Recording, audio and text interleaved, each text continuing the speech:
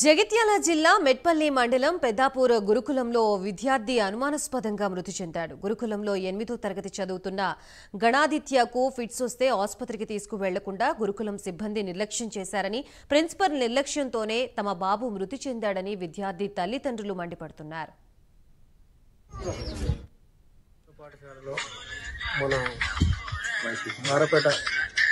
గణాదిత్య తండ్రి మహేష్ రాజారావు గణాదిత్య ప్రిన్సిపాల్ నిర్లక్ష్యంతో మరణించడం జరిగినది. 3 గంటలకు మాకు ఇన్ఫర్మేషన్ ఇచ్చినా కానీ బతుండే పిల్లవాడు. 4 గంటలకు ఆల్రెడీ ఇంటికి తీసుకుపోమని చెప్పారు. ఆల్రెడీ చనిపోయి ఉన్నాడు బాబు. మేము టెన్షన్లో గవర్నమెంట్ హాస్పిటల్కి తీసుకుపోవడం జరిగింది. ఆల్రెడీ చనిపోయిన ఇంటికి తీసుకుపోమని చెప్పిండ్రు. గురుకుల పాఠశాల మంచిగా ఫెసిలిటీస్ ఉంటుందని చెప్పి మేము బాబును దానిలో జాయిన్ చేయడం జరిగింది. ఫెసిలిటీస్ అనేది ఏం లేవు. డాక్టర్ లేడు. డాక్టర్ ఉన్నాడా లేడా అని తెలుసుకుంటే డాక్టర్ మొన్ననే ట్రాన్స్ఫర్ అయిపోయాడు, లేడని చెప్పడం జరిగినది.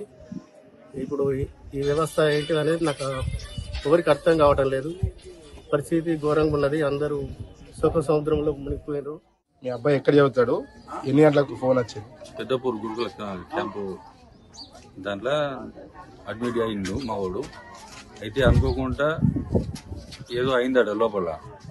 సార్ నువ్వు పిలిచిందట అని సార్ చూసి నాకు ఫోన్ చేసింది 4 గంటల. పోయేవారికి పోయి ఇట్లా మొత్తం ఇట్లా బోలబొక్కల వండి ఉన్నాడు. ఇంటిని తీసుకొని హాస్పిటల్ వెళ్ళే వరకు ఏమైందంటే అడిగి డాక్టర్ చూసి పానం పోయిందా అన్నాడు.